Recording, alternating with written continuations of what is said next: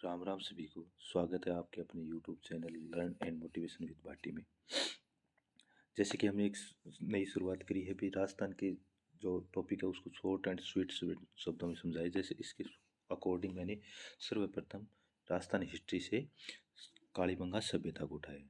कालीबंगा सभ्यता के अंदर हम देखते हैं बहुत शॉर्ट एंड स्वीट में, कालीबंगा सभ्यता सर्वप्रथम कहाँ विकसित हुई? तो घग्गर नदी के किनारे, जिसको सरस्वती नदी, मर्त नदी, देशवती नदी और नट नदी के नाम से भी जाना जाता है। काली बंगा का अर्थ है काले रंग की चूड़ियाँ। बंगा जैसे पंजाबी में बोला जाता है बंगा, उसको अपने राजस्थानी भाषा में और हिंदी भाषा में भी चूड़ियाँ बोलते हैं। उसके अकॉर्डिंग इसका नाम पड़ा है। सर्वप्रथम इसकी खोज की थी अमलानंद घोष ने 1951 में। अमलानंद उत्खनन किया था 1961 से लेकर 69 के बीच बीबीलाल बी के थापर ने। कालीबंगा की जानकारी लुईस टेसीडोरी ने दी थी।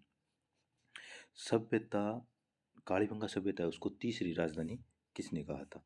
तो तीसरी राजधानी दशरथ शर्मा ने इसको तीसरी राजधानी कहा था। पिगट के अनुसार भी यही थी। समय यहाँ पर था 2350 से लेकर 1750 ईसा पूर्व। 2350 से लेकर 1750 ईसा पूर्व। अब छोटी छोटी हम जानकारी देखते हैं, जैसे कालीबंगा सभ्यता की क्या क्या विशेषता रही है।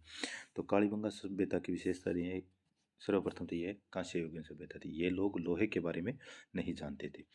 इसकी खोज स्वतंत्रता की बात की, जैसे कि मैंने बताई अमलानंद घोष ने 1951 और 52 के अंदर किए। यहाँ पर दो टीले मिले हैं।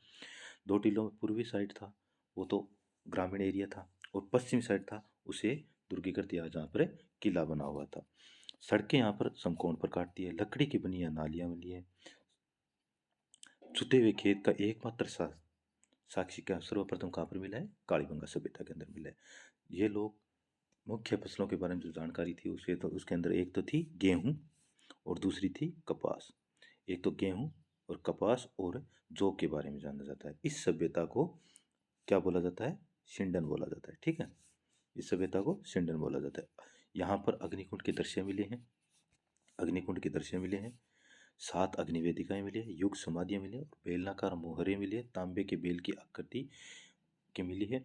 और सर्वप्रथम इस सभ्यता के अंदर, जैसे कि हमें पता चला है भूकंप की गुजरने की सर्वप्रथम जानकारी कहाँ से मिलती है? कालीबंगा सभ्यता से मिलती है। गोल कुओं के साक्ष्य मिले। ऊंट पालने की सर्वप्रथम जानकारी यहाँ से मिली है। ऊंट पालने की जानकारी, ये बहुत अच्छा क्वेश्चन बनता है कि सर्वप्रथम ऊंट पालने का वो जो किस सभ्यता के अंदर मिला है, तो वो होगा कालीबंगा सभ्यता। पंख फैलाए बगले की समान प्रतिमा मिली है। नाचते हुए पक्षी की मरण मूर्ति मिली है। नाचते हुए प्रश्न गाय की मुख्य आकृति के क्या मिले हैं? पल्ले मिले। गाय के मुख्य आकृति के पल्ले मिले हैं। संस्कृत साहित्य के अनुसार यह बहुधान्य क्षेत्र था। बहुधान्य क्षेत्र तो होना ही था, भी सरस्वती नदी के किनारे था। सरस्वती नदी पहले सदावाहिनी नदी थी। यहाँ पर फसलें अच्छी होती थी, तो अच्छी होगी तो स्वाभाविक सी बात है आमदनी होगी। आमदनी होगी तो वैसे वो क्षेत्र है वो अपने आप डेवलप हो जाएगा, अपने आप डेवलप हो जाएगा। लाल रंग के मर्दवान मिले जिन पर काले व सफेद रंग की रेखा चित्र थी। जुड़वा और साक्ष्य मुद्रा मिली है। लोग कुशों को गाड़ते नहीं, अंडाकार सभ्यता भी जो करके मिले हैं। एक बात उनकी खास बात थी कि दरवाजे दरवाजे है जो पीछे की साइड है खुलते थे, जो मेन सड़क पे ना खुल के कहाँ खुलते थे? पीछे की साइड। शल्य चिकित्सा के अवशेष मिले हैं। बालक की खोपड़ी पे छेद मिले, खिलौना गाड़ी मिली है यहाँ पर। भूकंप के अवशेष मिले, काले मर्दवान पात्र मिले, यहाँ स्वास्थ्य चिन्ह मिला है। सिक्के, यहाँ पर देखो सिक्के है, सिक्कों की जानकारी मिले। एक तो सिक्के पर व्याघ्र का चित्र है, दूसरे पर कुमार देवी का चित्र मिला है। यह मात्र सत्मात्मक व्यवस्था को दर्शाता है। कुत्ते पालते थे। पशु पर अलंकृत ईंटें मिलती है, बस जैसे कि कोई ईंट बनाए जो घर बनाने हैं उस पर पशुओं की आकृति के। कालीबंगा में तीर भी मिले हैं। मात्र देवी की मूर्ति नहीं मिली है, और यहाँ की लिपि दाई से बाई, बाई से दाई तरफ पढ़ी जाती थी। गौमूत्राकार, गौमूत्राकार जिसे क्या बोलते हैं? गौमूत्राकार जिसे बोलते हैं पुष्टोफेदम।